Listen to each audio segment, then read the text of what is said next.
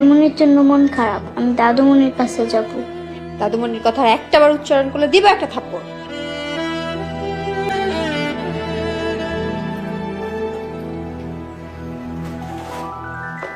কি রে সোনিয়া, আজকে প্রথম দিন অফিস, কেমন লাগলো? অনেক ভালো লেগেছে। আমার অফিসের ডিরেক্টর ম্যাডাম সবাইকে ওর সাথে পরিচয় করিয়ে দিয়েছে, ও আমার শালিকা। হ্যাঁ আপু, ম্যাডামটা না অনেক ভালো। শালি দুলা ভাই অফিস করো, আমি আছি বাসায়। আমি তো তোমাকেও বলেছিলাম তুমিও জব শুরু করো। তো ঝুমাকে কে দেখবে? আপু বাদ দাও না, শোনো আজকে তোমার দেবরকে রাস্তায় পেয়েছিলাম। কি করছিল, ঘুরছিল?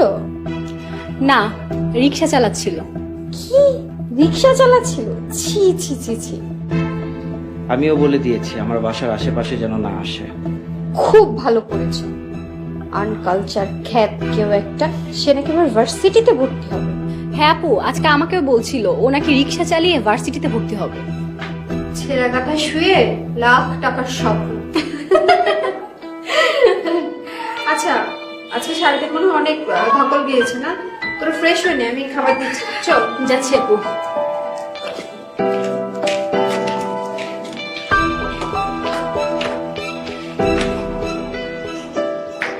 মা এদিকে আসো।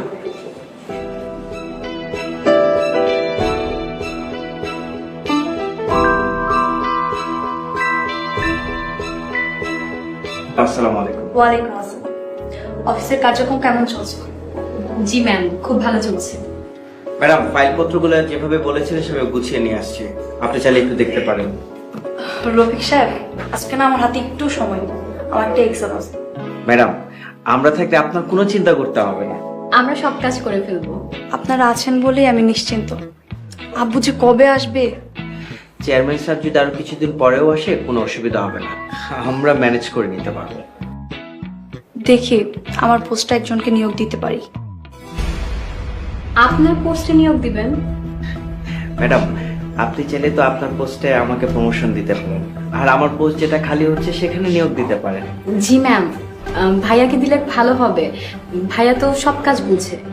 আচ্ছা ঠিক আছে, আমি এগুলো দেখছি, আব্বুর সাথে কথা বলে তারপর জানাবো।